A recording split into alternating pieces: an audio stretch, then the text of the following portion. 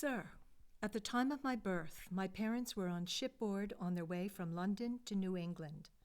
My entrance into this troublesome world was attended with the death of my father, a misfortune. A merciless wave entered the ship and in one moment carried him beyond reprieve.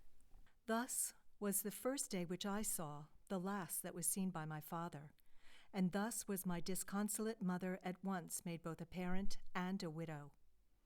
When we arrived at Boston, I might no longer be a charge to my indigent mother, who was put to hard shifts for a living.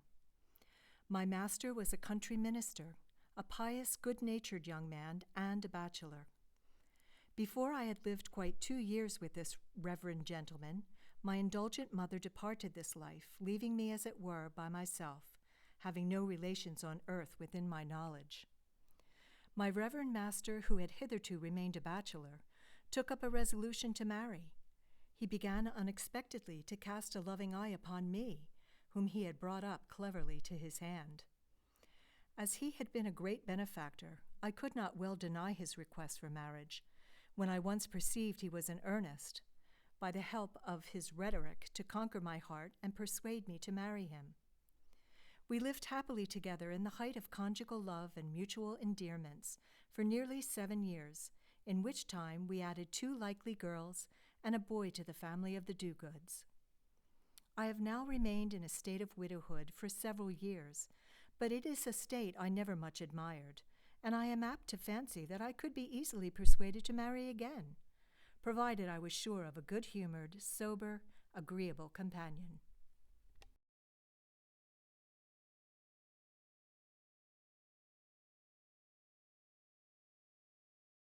In my early years, my family and I got along very well, until I was told what was to be of my life.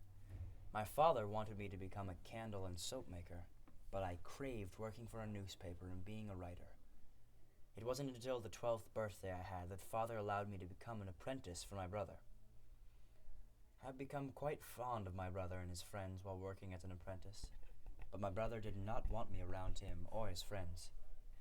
He used to beat me while at the shop, often for no reason, and often after I presented him with some of my writings in the hope that he would be willing to publish them.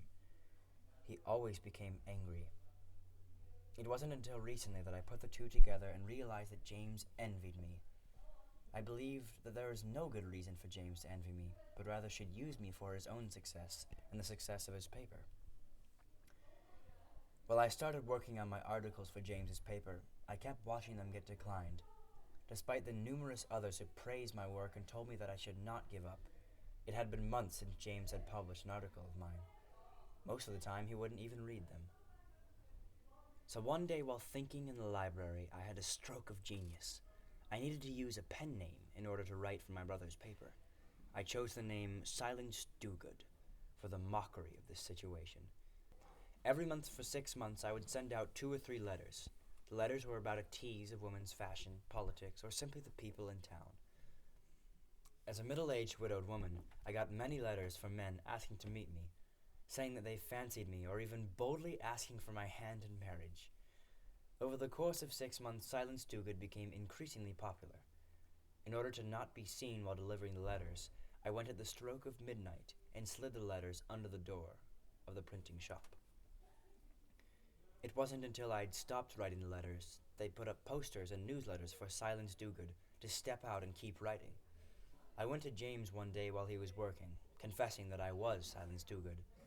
He was very upset that I had outwitted him and the other people of Boston. He yelled at me and told me never to come back to the New England Current. Since I could not go back and Silence Dogood had been revealed, I left Boston and snuck upon a ship to Philadelphia, where I hoped I could become a serious writer. It wasn't until James was dying that I finally returned to Boston to take over the New England Current and bid him my last farewell. Many years after, I retired from printing and started inventing, and even helped write the Declaration of Independence.